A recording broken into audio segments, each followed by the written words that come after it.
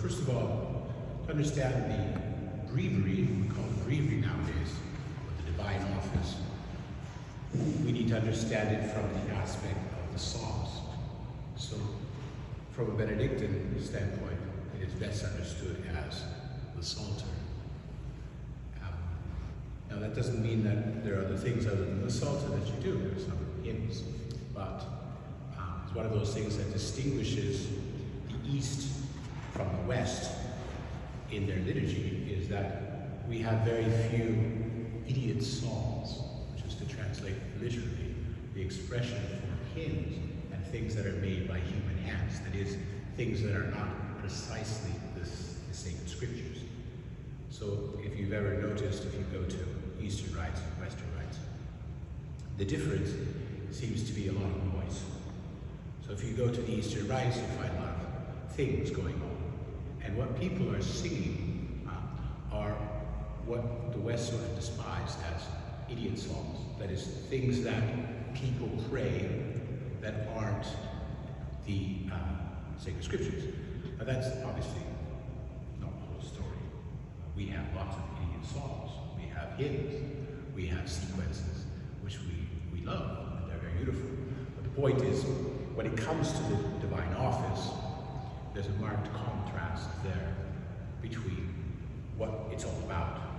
And so here in the West, in general, we are about psalms, and all of them.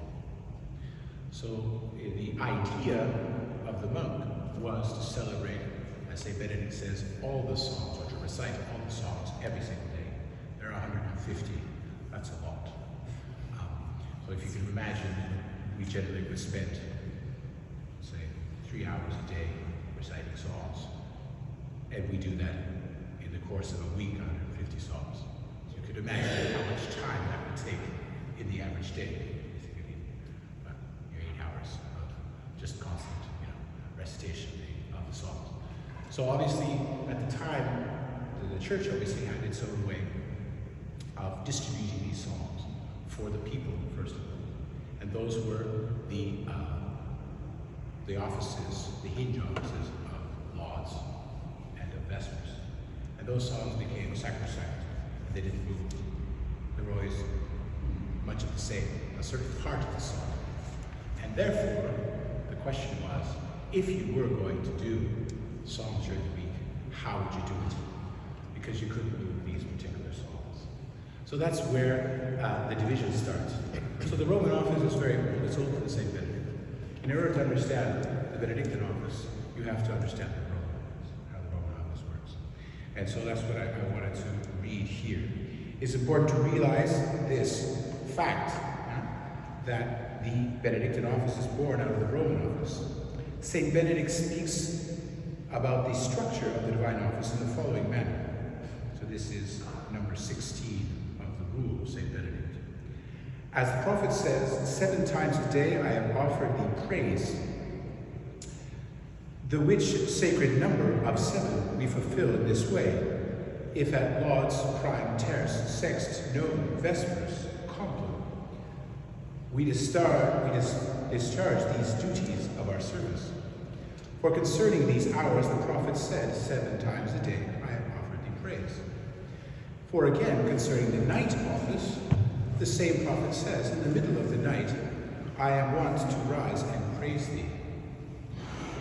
Therefore, let us ascribe to our Creator praise for the judgments of his justice at these hours, namely, at lauds, prime, terce, sext, none, vespers, compline, and at night let us rise to praise him. So that creates moments of prayer throughout the day. This is shift, and that shift comes from the Roman Church. The idea that they would consecrate these hours and fit in the psalms there. Not like the original monks in the desert, where they simply recited everything from start to finish. Start with 1, finish with 150. All done. But as soon as you start with the community life, as soon as you start to celebrate what we call liturgy, then you begin to have structure. So that's what happened here. In this way, the office was known at the time of St. Benedict. St. Benedict had, of course, been familiar with the Roman office from his time studying letters in Rome, about 500. As related in the rule of St. Benedict, the Benedictine Office is based. It would in fact be exactly the same as the Roman Office if it had not been for two changes which St. Benedict wished to make. Namely, the shortening of Vespers to 4 psalms, and the possibility of praying the little hours, terce, sext, no, my heart.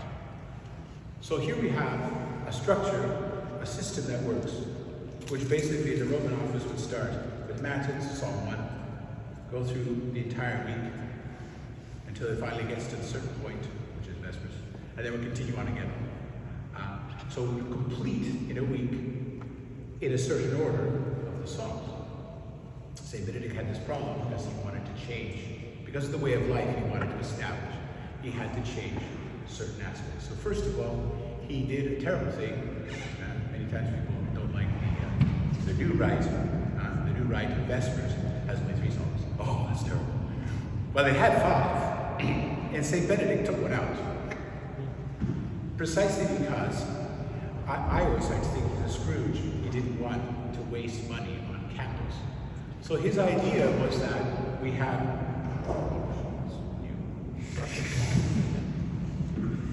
His idea was that we shorten the night, the late evening prayers, so that we can get to bed on time, and that's what he says.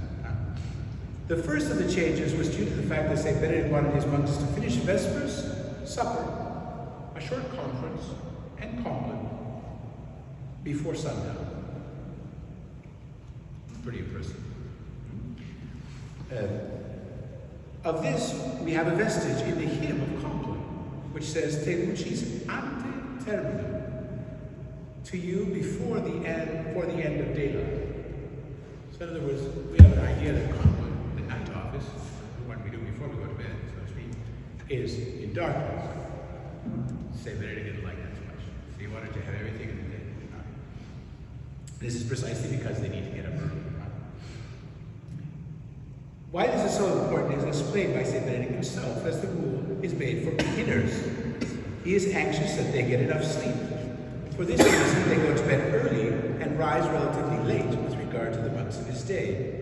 The removal of but 1 psalm seems excessive. Some psalms are quite short, so the time difference would seem negligible, except for the second alteration he was planning. In St. Benedict's day, when a monk could not make it to the office, being away from the monastery for some business, or indeed within the cloister, but still too far away to make it conveniently, he was dispensed of the office. This, of course, led to certain abuses. Monks might tarry in their errands.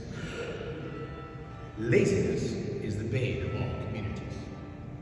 St. Benedict was then the first to oblige monks, and in fact, clergy in general, who don't know anything before this time, to oblige monks to the private recitation of the office.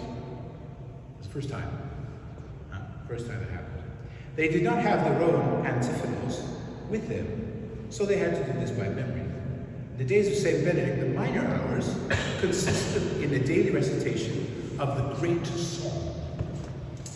The great psalm, or as it appears in the Benedictine antiphon, the psalm.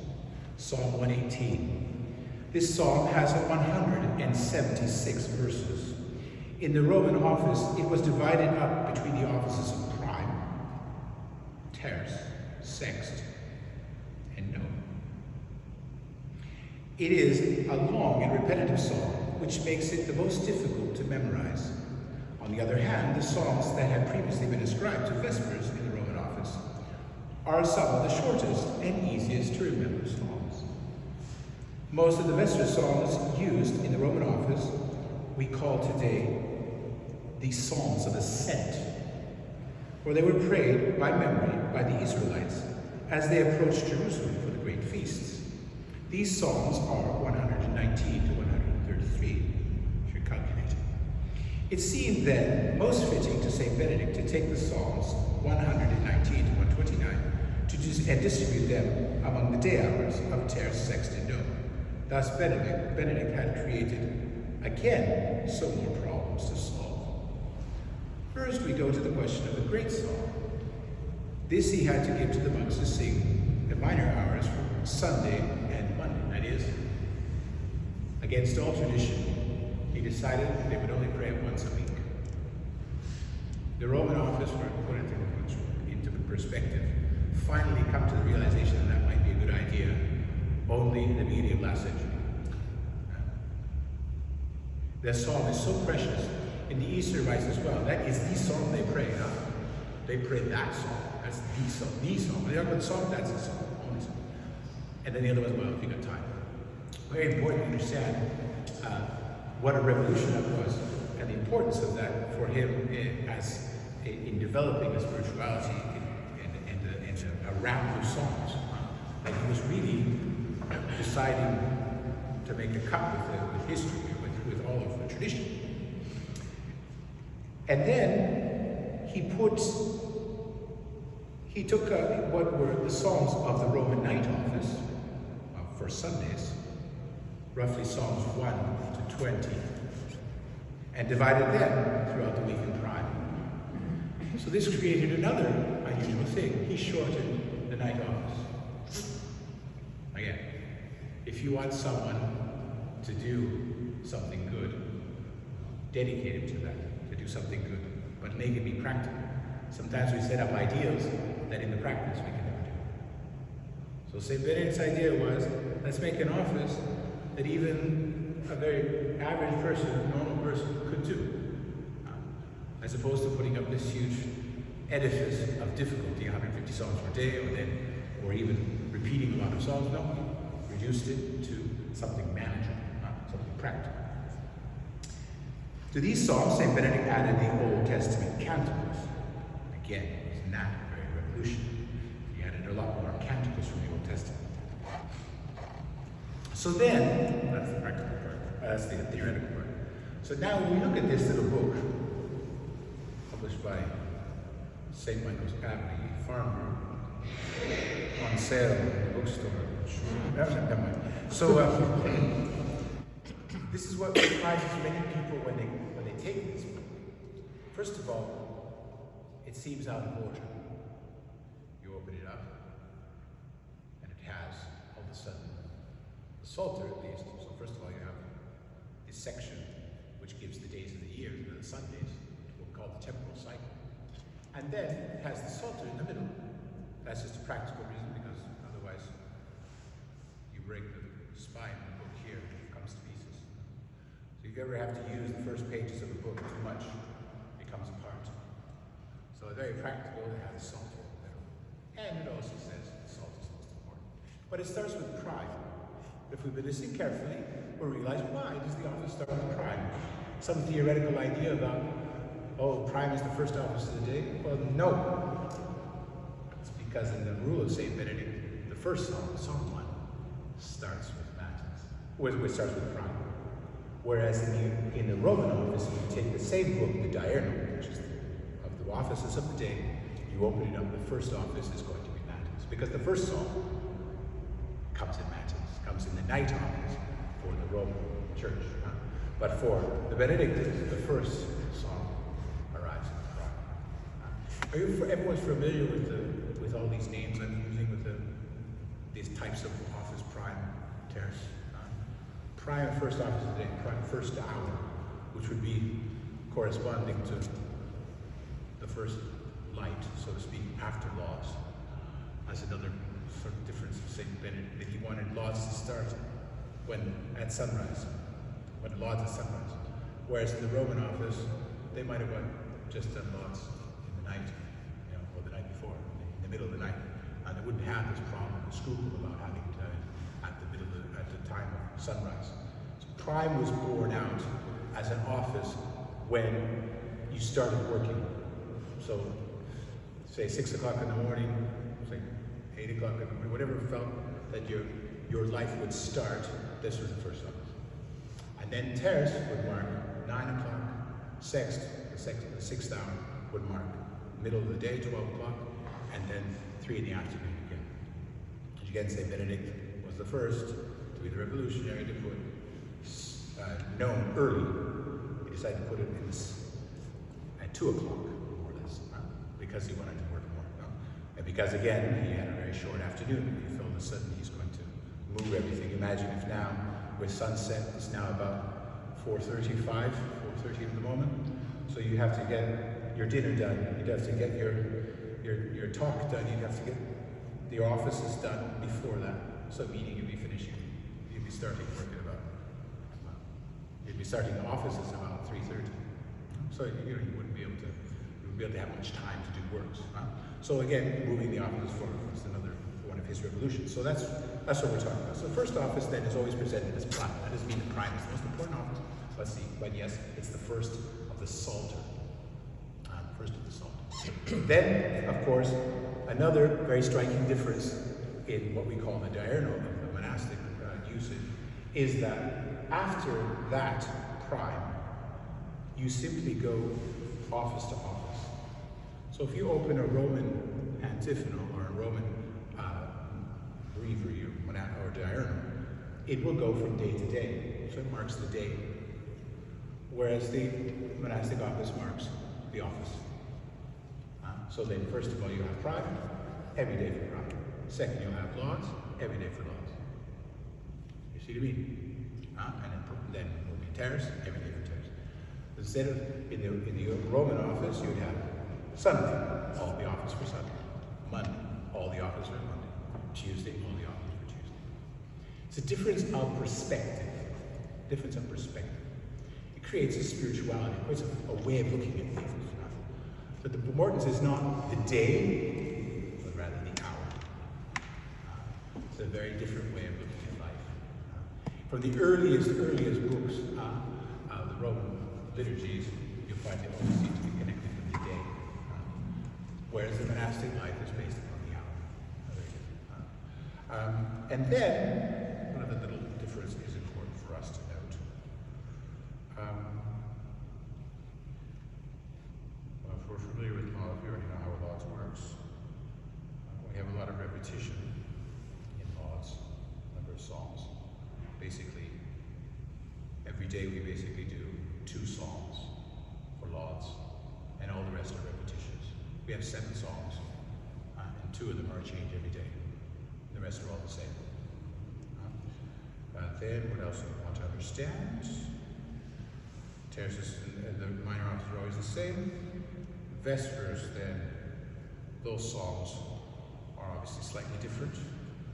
The piece missing, and so they connect up with what would have been the offices of the night offices. So a lot of the psalms from the night offices have fallen into the Vespers. And then Compline every day is another issue. And it all brings up the last thing I'll talk about, which is the question of antiphons. So St. Benedict, when he started his monasteries in the beginning, he had small monasteries. It wasn't Monte Cassino yet. So his first idea, was to have small groups of like 12. You go back in history and say, where did I hear that before? Carmelites. That was 12. And because when they came into the West, they adopted the Benedictine rule. But anyway, the idea that we have is that St. Benedict was so interested in the Psalms that he would dispense of the antiphons. The use of the antiphon was to give the tone for the song. How you would sing the song. Song, different notes. It's a recitative tone, but you need to have a note, or which note you would use, and which melody you would use, and which mode we call it. And therefore, he was saying, if you don't have a big enough community, simply recite the Psalms in directo, it's called. So that was a kind of an innovation. And that's why in the Benedictine Office, when we sing our offices, we use the antiphons from the Roman. So weird is it that in one place, at the end of the week, we use an antiphon that doesn't correspond with the psalm, because it's out of place, because our run of psalms doesn't match up with the Roman rite. So it's a beatus, it's one of those, and it doesn't belong to the actual song you're going to sing, which is unusual. So basically the idea is that St. Benedict, that the addition of the antiphons, we just simply took away from the Roman Rite when it was possible. When it was possible. Whereas that would be almost unthinkable in Roman Rite. You know, the normal Roman. We like antiphons. We like the song. We like the pomp. You know? So we like it, you know, triumphal and beautiful. And so with the song, the antiphons is what makes the song. But I say Benedict said, don't worry, just do the song. Just do the song. So every day, by the rule of St. Benedict, we have compline without any antiphon. Just a simple tone that never changes any day of the year. All day, every year, it's always the same. That was also a custom of the Roman Rite, which was adopted. But, on the other hand, nowadays the numbers simply changed. About 100 years ago, then we began to have different songs for compline in the Roman Rite. But that wasn't original. Originally, it's the same as the Benedictines, where we had just 3 songs. 3390 and 13390 and can't remember the other name. What's the first song?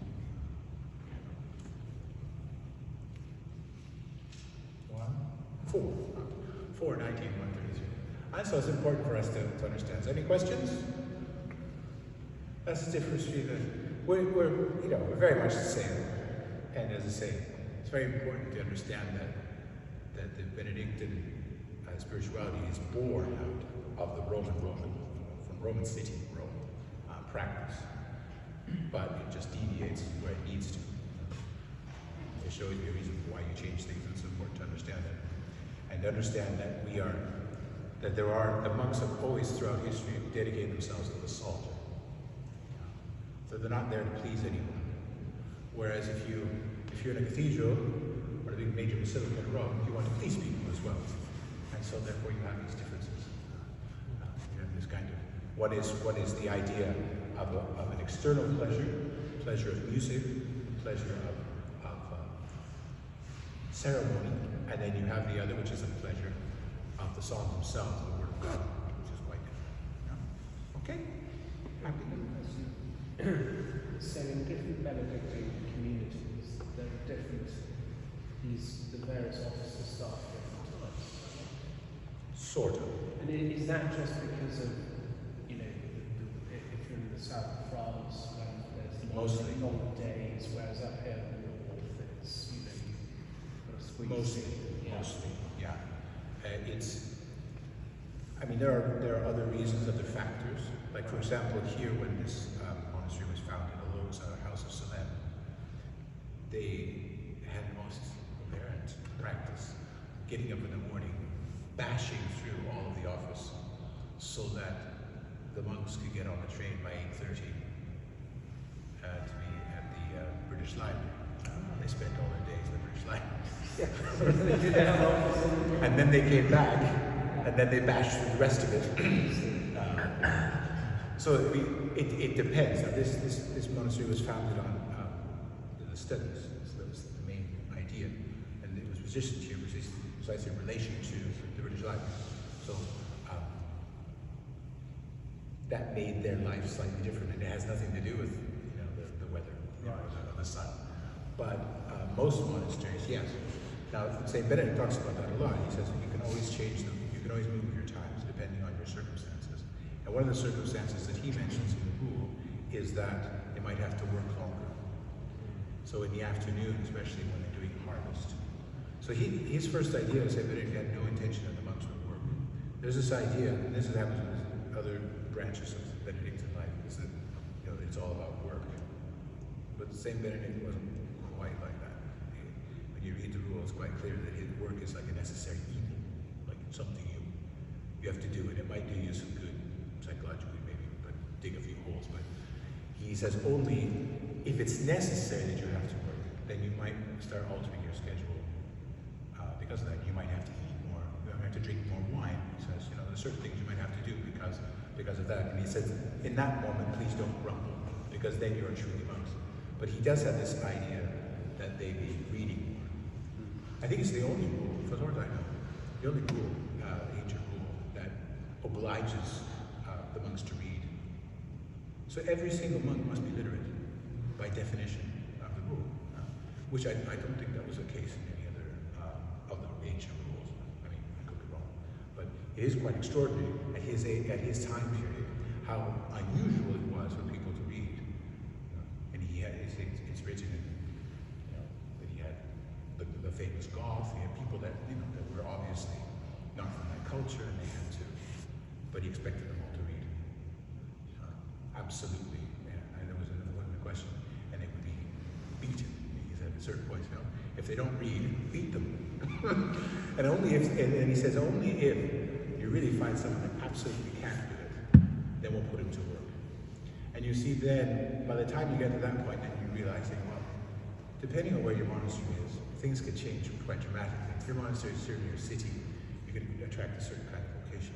And perhaps if you're, way out in the woods, maybe you might be attracting another kind of vocation, and then perhaps you might be dedicated, your monastery might swing more towards work, or swing more towards intellectual study, without giving up the principle that everyone has to be literate. Without giving up that principle. What was the other question? Where did the Mass fit into in relation to the office? A very good question. And that's another problem we have with our rules. So, where does Mass fit in? So St. Benedict hardly refers to Mass at all. He refers to Mass with regard to feast days and solemnities. Now we could jump to the conclusion that they didn't have Mass every day. Now that would be rude, wouldn't it? But I don't think that's a fair thing. You could say that they didn't have Mass every day. And that would certainly alleviate certain problems in interpretation of the rules in Benedict. On the other hand, it doesn't quite answer all the questions, because we know that daily Mass was already a practice in his time period. I think it has a lot more to do with the fact that they might not have had as many priest monks in the beginning as they did later, and the drastic difference that he had between his first foundations, which were in Subiaco, and then when he had in Monte Cassino. Monte Cassino, he's talking about hundreds of monks. Hundreds. Because he says you should set decanos, deans, so one superior over 10 throughout the monastery. And he talks about numerous of these. So, and already just read this. So he's already changed slightly now. So you don't know the circumstances of how he changed on those things, and how his references to those things are what they mean. But yes, it would be nice not to have Mass. Not for the schedule. For the schedule. But yes, the Mass would normally appear in the same after. So between terce and sext. And he does refer to them obviously in that way, not that, because that was the common practice. But yeah, it's a loaded question, unfortunately. They certainly had Mass. Certainly on Sundays and feast days, that's clear because that's written down. But then it just does seem a bit foggy after that point. But most monasteries, we all have after terce we have Mass. But we might do terce, like we do terce at 8, and followed by Mass. So terce's normal time would be 9. We push it back so that we can widen up the morning. There's all sorts of little things you do. It's terrible. My question was just about how you spoke about how St. Benedict attracted some controversy with some of the changes that he made, and I wonder if you had a few more words just about how the Church of the day received his changes. He was hated. In Subiaco, famously the parish priest literally hated him. I think he wanted to kill him at a certain point. And in the end, that's why Benedict left and went to Monte Cassino, because he was persecuted by the parish priest. Now, we understand, we don't have an idea what the parish priest would say. Well, obviously a monastery, any monastery comes within a territory. So this monastery has a parish. We can't deny that we have a parish priest. He doesn't have the same kind of authority over us, exactly, because we have this but it is a double authority. But your territorial authority is the natural authority of the Catholic Church. So he had a territorial priest who did not like him. And I have a feeling things like that, because you can imagine, people in those days, it wasn't, like now happening. People say, "Oh, you should go to mass on Sunday." Mass every day? What? There's something happened about 20 years ago. I mean, when I was young, it was mass every day, and then all of a sudden, you hear the Pope a couple times saying things like Sunday mass. Sunday is the day for mass. What? Every day is the day for mass. Well, in those days, people were obliged, under pain of sin, excommunication, to appear at Vespers every single day, and if not more. So let's just lay aside the fact that they would go to Mass or not. They had to be at the office. Yeah?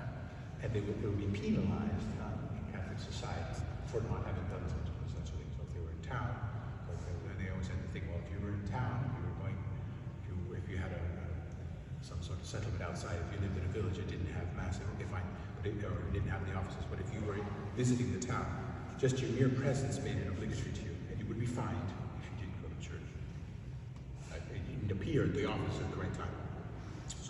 So if you were in a society like that, and the parish priest was the parish priest, and people said, "Oh, I went to that group of Benedict people," or they didn't say Benedictines, and they didn't do the same psalms. You can imagine. Pretty shocking, because of what the people that went to church had all those psalms memorized. The same thing that he was trying to do with his monks. So if they had them all memorized, and they'd go to and then they didn't hear the same psalms, they couldn't participate, to use the modern term. That would be a problem. So we don't know the reasons why he really hated him, but he certainly did. And that caused St. Benedict to transplant. So he left, obviously, his group there, and then he went to Monte Cassino. That's what started the Benedictine model on another level, a whole different schema. So that's why, and that's another reason why monasteries can be so different, because the interpretation of the rule, even by Saint Benedict himself, was so different. But he was sort of moved on. I mean, now he got to this idea of a mega monastery, which is not this one. You know, like that, very small.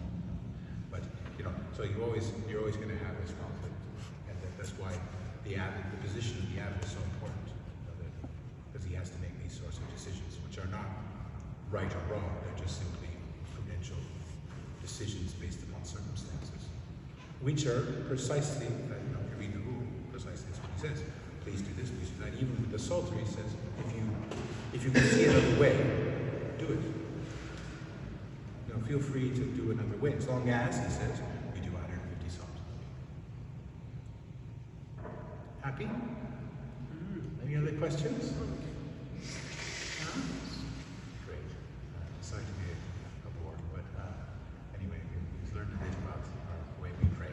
Yeah? So maybe the next time if you're here, you can assist at the office. We've only literally yesterday, the church's been cleaned after a fashion, only for your visit, so you can feel yourself privileged, yes. So this is all new, this has been all cleaned. There's heating. That's the first time we've had heating in almost 20 years in the church. And you are the first to experience the heat in the church. You're also the first to experience the lighting in the church. First time we've had the lights on, because we had the last 2 years we haven't even had electricity in the church. So we're the privileged few. All right. Thank you.